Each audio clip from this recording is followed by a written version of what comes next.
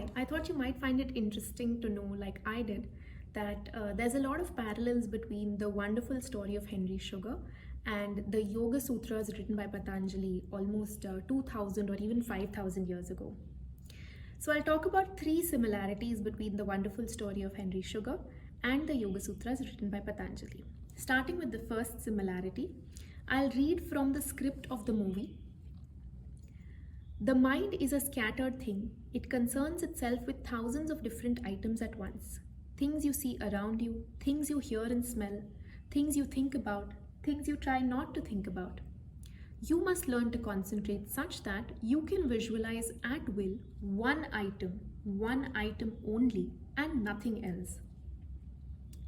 Now, Patanjali describes, very similar, in a very similar fashion, the mental distractions and obstacles that are faced by the mind. And this is important. I'm reading now from Samadhi Pad Sutra 32 of Patanjali's Yoga Sutras. Tat pratishedha dhartam eka tattva abhyasa. This is important. Eka tattva abhyasa. After describing the many obstacles and distractions faced by the mind, Patanjali says, to prevent these obstacles and distractions, one must practice concentration on a single principle or thing, eka tattva, on one single thing or principle, which is exactly what this yogi in the Henry Sugar story recommends to the man who comes to him. Now, similarity number 2. Again, I'm first going to read from the movie script. Sometimes I lit a candle and began by staring at the flame. A candle flame, as you know, has 3 separate parts, the yellow at the top, the mauve lower down, and the black inside. I placed the candle 16 inches away from my face, absolutely level with my eyes, so I didn't have to make even tiny adjustments of my eye muscles by looking up or down.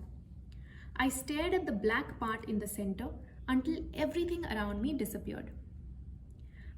Maybe many of you know this, but this in the yoga world is popularly known as tratak. Tratak is a type of candle gazing meditation. And again, this thing that the script describes of, staring at the black part in the center until everything around him disappears is also something that Patanjali describes as one of the samadhis, the sabija samadhi. And he describes this state as one of Samapatti. Samapatti represents a pure or a clear crystal. And what does a crystal do? It essentially reflects very precisely the object that is being placed near it. So that's the state that you reach at sabija samadhi, the samapatti state, where you are able to see the true nature of the object in front of you, where the word or the concept of the object all blend together with the object itself, and that's where you start to get powers, which now brings me to the third similarity between the wonderful story of Henry Sugar and Yoga Sutras. So for the third similarity, spoilers here, there's a lot of siddhis or a lot of supernatural abilities that are shown in the movie.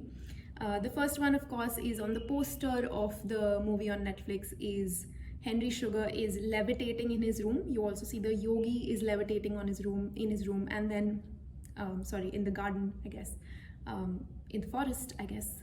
And then there is the man who can see without his eyes. So these are all, supernatural abilities.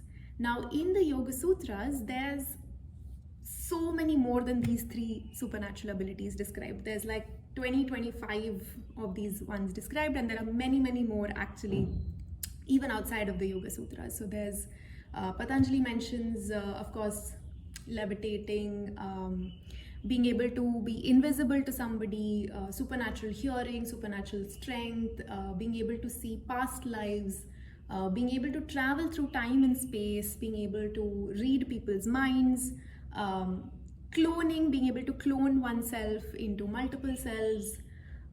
So yeah, tons and tons of siddhis are described in the Yoga Sutras as well. So there you go, those were the 3 similarities. But I want to leave you with something important at the end of this, which is that for a true yogi, all of these siddhis that I just described all of these supernatural abilities, that's not relevant for a true yogi. To a true yogi, that's not the main goal of why they do yoga.